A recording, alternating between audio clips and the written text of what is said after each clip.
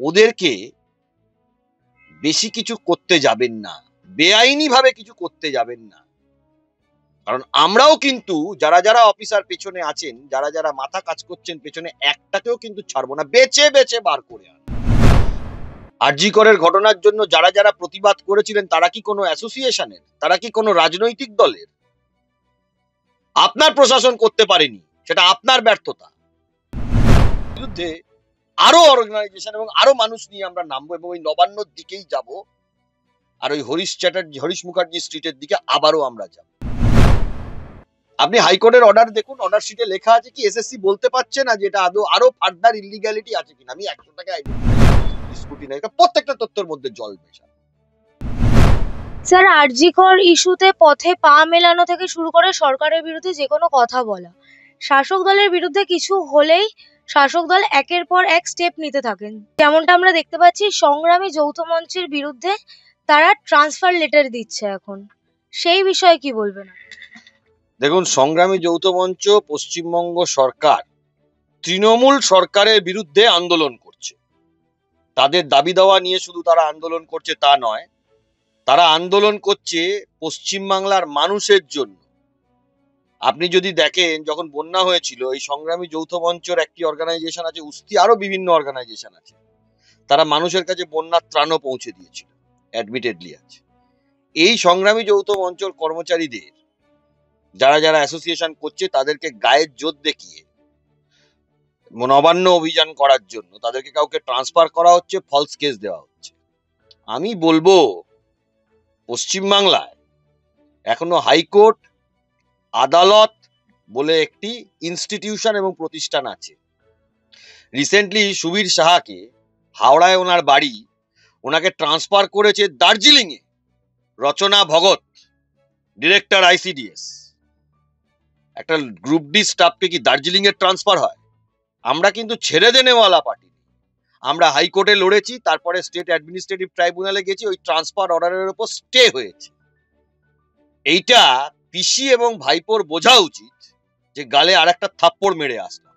যেরকম আমরা হরিশ মুখার্জি স্ট্রিট দিয়ে এই সংগ্রামী যৌথ মঞ্চের যারা কর্মচারী রয়েছেন এবং সাধারণ মানুষ মিলে হরিশ মুখার্জি স্ট্রিট দিয়ে মিছিল করা হয়েছিল, নবান্ন বাস স্ট্যান্ডে বসে প্রতিবাদ জানানো হয়েছিল সংগ্রামী যৌথ মঞ্চের ক্ষমতা। এর আগেও আপনি দেখবেন সংগ্রামী যৌথ মঞ্চের ভাস্কর ঘোষ, তাকে বিভিন্ন ফলস কেসে ফাঁসিয়ে দিচ্ছে। এখন হাইকোর্ট অর্ডার দিয়েছে ওকে কোনো কেসে অ্যারেস্ট করা যাবে না।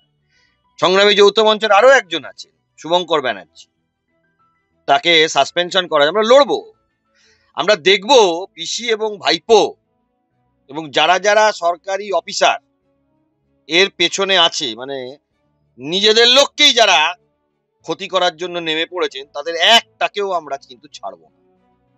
আমরা লড়াই কিন্তু করব। এই ভাস্কর ঘোষের নামে ওই এমএলএ নরেন্দ্রনাথ চক্রবর্তী একটা ফলস কেস করিয়েছিল মিসক্যারেজের, হাইকোর্টের কাছে এনে ফেলেছিলাম এবং তারপরে কি হয়েছিল ওটা জানি। আলটিমেটলি কিছু করতে পারেনি। মিথ্যে দিয়ে কোনোদিন যুদ্ধ জয় করা যায় না, সত্যি দিয়েই জয় করতে হয় এবং আমরা করব। এবং আজকে সুবীর সাহা ওনার ট্রান্সফার অর্ডারটা স্টের মাধ্যমে আমি সরকারকে এবং প্রশাসনকে বার্তা দিতে চাই যে সংগ্রামী যৌথ মঞ্চের যারা যারা অ্যাক্টিভলি পার্টিসিপেট করছে, তাদের এটা গণতান্ত্রিক অধিকার, সাংবিধানিক অধিকার পার্টিসিপেট করার। ওদেরকে বেশি কিছু করতে যাবেন না, বেআইনি ভাবে কিছু করতে যাবেন না। কারণ আমরাও কিন্তু যারা যারা অফিসার পেছনে আছেন, যারা যারা মাথা কাজ করছেন পেছনে, একটাকেও কিন্তু ছাড়বো না, বেছে বেছে বার করে আনবো। কিভাবে বার করতে হয়, কোন আইনে বার করতে হয়, সেটা ঠিক সময় বুঝিয়ে দেবো। আরো কিছুদিন দেখুন, সব কটাকেই বোঝাবো, সে যে ডিপার্টমেন্টেরই লোক হন না কেন, আর পিসির আপনি যত ক্লোজ লোকই হন না কেন। তাহলে দাদা, সেই জায়গায় দাঁড়িয়ে কি শাসক দলের বিরুদ্ধে যেই কথা বলবে তারই মুখ বন্ধ করে দেওয়ার চেষ্টা হবে? মুখ বন্ধ করতে শাসক দল আসতে পারে, কিন্তু আমরাও যে পাল্টা দিতে পারি সেটা আমরা শাসক দলকেই বুঝিয়ে দেবো। কারণ আমাদের ছেলে মেয়েরা না খেয়ে লড়তে জানে। আমাদের ছেলে মেয়েদের যদি চাকরি থেকে তাড়িয়ে দেয়, জেলে দিয়ে দেয়, তাও এরা লড়তে জানে। এরা মরবে কিন্তু লড়ে আসবে।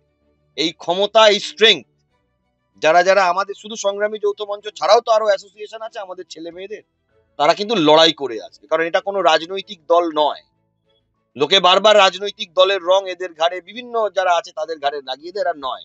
এরা সরকারের যেগুলো যেগুলো জনবিরোধী পলিসি নিয়েছে তার বিরুদ্ধে এরা লড়াই করবে, এবং এরা না খেয়ে না পড়ে জেল খেটে এরা লড়াই দিতে জানে এবং এরা করতে জানে। এটা প্রশাসনের যারা শীর্ষে রয়েছেন, পিসি, ভাইপো, এবং যারা সরকারি টপ লেভেলের আমলারা রয়েছেন, এই যেমন ডিরেক্টর, আইসিডিএস, এদের বোঝা উচিত, এদের এটা বোঝা উচিত। কিন্তু দাদা, এখন একটা অ্যাসোসিয়েশনের কথা যেমনটা হচ্ছে, একটা অ্যাসোসিয়েশনের বিরুদ্ধে করা হচ্ছে, সাধারণ মানুষও তো মুখ খুলছে। সাধারণ মানুষকে নিয়েই তো আমরা লড়াইটা করছি, শুধু তো অ্যাসোসিয়েশন নয়। আরজি করের ঘটনার জন্য যারা যারা প্রতিবাদ করেছিলেন তারা কি কোনো অ্যাসোসিয়েশনের, তারা কি কোনো রাজনৈতিক দলের? আপনার প্রশাসন করতে পারেনি, সেটা আপনার ব্যর্থতা। আপনার প্রশাসন একটা মহিলাকে প্রোটেকশন দিতে পারেনি, সেটা আপনার ব্যর্থতা। পশ্চিমবাংলায় চাকরি বিক্রি হয়, যদি 25,000 ছাত্রছাত্রীর জীবন শেষ হয়ে যায়, তার জন্য দায়ী থাকবে পশ্চিমবাংলার পিসি আর ভাইপো, আর কেউ দায়ী থাকবে না। আপনি জানতেন না? পশ্চিমবাংলা সারা দুনিয়ার লোক জানে যে পয়সা দিয়ে চাকরি বিক্রি হচ্ছে, আপনি আটকাতে পারলেন না। যদি আপনি না আটকে থাকেন, তার মানে এটা ধরে নিতে হবে যে আপনার জন্য জিনিসটা হয়েছে, আপনারা অনুপ্রেরণায় হয়েছে। আপনি তো অনুপ্রেরণার কথা বলেন। আজকে পশ্চিম বাংলাতে গরু চুরি, কয়লা চুরি, চাকরি চুরি, আজকে লক্ষ লক্ষ বেকার যুবক যুবতীদের ভবিষ্যৎ শেষ হয়ে গেল। আজকে আমার 38 বছর বয়স, আমার 10 বছর যদি জেলে কেটে যায় কিচ্ছু যায় আসে, কারণ 48 বছর বয়সে আমি জেল থেকে বেরিয়ে আসি, প্র্যাকটিসই করব। কিন্তু যে ছেলেটা বা যে মেয়েটার 23 বছর বয়স থেকে আর 35 বছর বয়স এমনি বাড়িতে বসে কেটে যাবে, তার জীবনটা শেষ হয়ে গেল। কারণ 40 বছর বয়সে আর কিছু করতে পারবে না। 60 বছর বয়সে গিয়ে কেউ যদি মনে করে যে আর্টস নিয়ে পড়েছে যে ডাক্তার হবে, হতে পারবে? 60 বছর বয়সে গিয়ে কেউ যদি মনে করে যে আমি ইঞ্জিনিয়ার, 50 বছর বয়সে গিয়ে যদি মনে করে ইঞ্জিনিয়ার হবে, হতে পারবে? তার জীবন, একটা ছেলে বা মেয়ে তার 20 থেকে 35 বছরের মধ্যে তার যদি জীবনটা শেষ হয়ে যায়, যেটা পশ্চিমবঙ্গ সরকারের যিনি নেত্রী রয়েছেন, হ্যাঁ, পিসি আর ভাইপো, যে জীবনটা শেষ হয়ে গেল, সে তো আর সারা জীবনে কিছু করতে পারবে না, তার জীবনটা শেষ হয়ে গেল। আমার 5 বছর চলে গেলে কিচ্ছু যায় আসে না, কিচ্ছু যায় আসে না। কিন্তু আরো যারা আছে তাদের যদি 5টা বছর 10টা বছর চলে যায়, যারা ইয়ং ছেলে মেয়ে, যাদের এই যে বেকার যারা রাস্তায় বসে আছে এসএসসি মঞ্চে, যারা যারা চাকরি পায়নি, বেআইনি ভাবে যাদেরকে ঢুকিয়ে দিয়েছে, যারা এই যে বঞ্চিত চাকরি প্রার্থীরা, তাদের যে 10টা বছর চলে গেল, তাদের জীবনটা তো শেষ হয়ে গেল। শুধু তাদের নয়, আপনি প্রতিটা ডিপার্টমেন্টে দেখুন। এর বিরুদ্ধে আমরা লড়াই করছি, এবং এর বিরুদ্ধে আরো অর্গানাইজেশন এবং আরো মানুষ নিয়ে আমরা নামবো, এবং ওই নবান্নর দিকেই যাব, আর ওই হরিশ মুখার্জি স্ট্রিটের দিকে আবারও আমরা যাব। দাদা, আপনি যেমন চাকরি প্রার্থীদের কথা বললেন, এখন যে চাকরি প্রার্থীরা ধর্মতলায় ওয়াই চ্যানেলে অবস্থান করছে, তারা তো রাজ্য সরকারের বিরুদ্ধে একটা কথাও বলছে না, বরং বলছেন আইনজীবীদের জন্য তাদের চাকরি বাতিল হবে। দেখুন, এটা তো কেউ, যারা বলছেন তারা এই কারণে বলছেন, তারা বলছেন যে আইনজীবীদের জন্য চাকরি বাতিল হবে। কেন আইনজীবীদের জন্য চাকরি বাতিল হবে? আমি মামলা ছেড়ে দিলাম, আজকে আমার জায়গায় তো আরেকজন আসবে মামলা করার জন্য। দায়টা কার? সরকারের কোনো দায় নেই, এটা হয়? সরকারের কোনো দায় নেই, এটা হয়? আমার জায়গায় যদি অন্য আইনজীবী, আমি যদি আজকে মামলা ছেড়ে দিই, সাপোজ আমি কোনো একটা মামলা করছি, ধরুন আমি একটা গরু চুরি নিয়ে মামলা করছি, কালকে আমি মামলাটা ছেড়ে দিতে পারি, আমার জায়গায় তো অন্য আইনজীবী আছে, আবার আরেক জায়গায় তো আরেকজন আইনজীবী আছে। আর আমরা বারবারই বলছি, সরকার যদি এসএসসি মামলায় সঠিক তথ্য না দেয়, কারা কারা ভুয়ো চাকরি করছেন সেই তথ্য না দেয়, আপনি দেখুন সুপ্রিম কোর্টে হিয়ারিং হয়েছে, আপনি যদি হিয়ারিংটা শুনে থাকেন, অনেক ক্যান্ডিডেট যারা আইনজীবী মারফত সুপ্রিম কোর্টে হিয়ারিং করেছেন, তারা বলেছেন যে আমাদের কিন্তু কোনো কিছুতে নাম নেই, কোনো অভিযোগ তাদের বিরুদ্ধে নেই। এটা বলেছে অনেক অনেক আইনজীবী, দেখবেন আপনি হিয়ারিং এ শুনে থাকবেন, দেখবেন বলেছে। কিন্তু যেটা তো আইনজীবী বললে হবে না, আমিও যদি বলি হবে না, বলতে হবে সরকারকে হলফনামা দিয়ে যে এই সেক্টরটা জেনুইন, একটাও এর মধ্যে বেআইনি নিয়োগ নেই। এটা সরকার বলবে না কেন? ভেস্টেড ইন্টারেস্ট, পয়সা নিয়ে চাকরি দিয়েছে, ভেস্টেড ইন্টারেস্ট, কিছু নিজের লোককে বাঁচাতে হবে। এখন নিজের লোককে বাঁচাতে গিয়ে সবটাই যদি চলে যেতে পারে, এই জায়গায় দাঁড়িয়ে যাচ্ছে বারবার। এবং আমি বলবো, কলকাতা হাইকোর্টের যদি আপনি শুনানি শুনে থাকেন, যারা যারা শুনেছে সারা পশ্চিম, এখন তো অনলাইন হয়ে গেছে, সারা ভারতবর্ষ সারা পশ্চিম বাংলার লোক শুনবে বিচার। আর সুপ্রিম কোর্টে যদি আপনি শুনানি শুনে থাকেন বা যারা যারা দেখেছে, সারাদিন জজ সাহেব কিন্তু এই মামলাটা নিয়েই বসে আছেন, আমরাও বসে আছি, যাতে করে যাতে করে দুর্নীতি যারা করে চাকরি পেয়েছে এবং যারা সৎভাবে চাকরি পেয়েছে তাদের মধ্যে স্যাগ্রিগেশনটা কিভাবে সম্ভব, এটাই প্রশ্ন সুপ্রিম কোর্টের কাছে। স্যাগ্রিগেশনটা কিভাবে সম্ভব, সেটা নিয়েই লড়াইটা চলছে।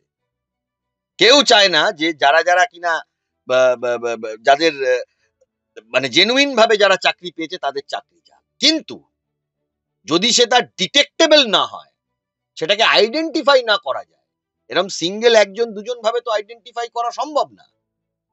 আপনাকে class as a whole identify করতে হবে যে 15,000 কি 18,000 কি 17,000 এরকম একটা ফিগার, এদের কিচ্ছু নেই, এরা একদম কারেক্ট। সেই আইডেন্টিফিকেশনটা দায়িত্ব সিবিআই এর নয়, সেই আইডেন্টিফিকেশনটার দায়িত্ব কোনো আইনজীবীর নয়, সেই আইডেন্টিফিকেশনটার দায়িত্ব হলো সরকারের, স্কুল সার্ভিস কমিশন। 10টা কোর্টে 10 রকম তথ্য, হাইকোর্টে একরকম তথ্য, সুপ্রিম কোর্টে আরেক রকম তথ্য। যারা বলছেন তাদেরও তো এটা রেকর্ডটা দেখতে হবে। আমি কালকে মামলা ছেড়ে দিলাম, যাব না, তাহলেও কি তিনি বেঁচে যাবেন? সম্ভব সেটা? এটা তো অবাস্তব কথা বলার, তো আবেগের কথা তো বলা যাবে না। আইনের জগতে তো কোনো আবেগ দিয়ে কোনো কিছু চলবে না, কথাটা বুঝতে হবে। আমি এটা একটা জেনুইন জিনিস বোঝানোর চেষ্টা করছি। যারা মামলা করছেন তারা বললো যে আমি জেনুইন, হতে পারে তিনি জেনুইন, আমি তাকে ইয়ে করবো না। আমি হয়তো, যারা মামলা অরিজিনাল রিট পিটিশনার তারা হয়তো তার নামে কোনো অভিযোগই করেনি, হতেই পারে জেনুইন ক্যান্ডিডেট, কিন্তু ক্লাস অ্যাজ এ হোল এই 25,000-এর মধ্যে তাকে আইডেন্টিফাইটা কে করবে? সিবিআই করবে? যারা মামলাকারী তারা করবে? নাকি স্কুল সার্ভিস কমিশন, সরকার আর বোর্ড করবে? আপনি এখনো যদি সুপ্রিম কোর্টের তথ্যগুলো দেখেন, সেখানে দেখবেন West Bengal board of secondary এডুকেশনের তথ্যর সাথে স্কুল সার্ভিস কমিশনের তথ্য আর রাজ্য সরকারের তথ্য মিলছে না। এই ম্যাটার অন রেকর্ড, এটা আমার কথা নয়, এটা তো মানে রেকর্ড দেখলেই লোকে বুঝতে পারে। মামলাতে তো পিটিশন ফাইল হয়, কম্পাইলেশন ফাইল হয়, সেগুলো যার কাছে আছে, প্রত্যেকটা ক্যান্ডিডেটের কাছে আছে। এখন তো অনলাইন হয়ে গেছে, সবাই চাইলেই পেতে পারে। তা সেই তথ্য যদি না মেলে, তাহলে কি করে একটা সিদ্ধান্তে আসা সম্ভব যে তার মধ্যেও বিচারপতিরা যে মামলাটাকে সকাল থেকে রেখে শুনছেন, এবং মেন টার্গেট হলো কি করে, মামলায় মেন টার্গেটটাই হচ্ছিল কি করে জেনুইন ক্যান্ডিডেটদের বাঁচানো যায়। এটা হলো প্রত্যেকে এটার চেষ্টা করছে, কিন্তু সেটা যদি না হয়, সুপ্রিম কোর্টের জাজমেন্ট আছে, যদি সিলেকশন প্রসেসে কারা দুর্নীতি করেছে আর কারা দুর্নীতি করেনি এটা যদি আইডেন্টিফাইড না হয়, তাহলে তো পুরোটাই যাবে, সিলেকশন প্রসেসের মেন বেসটাই তো নষ্ট হয়ে যাবে।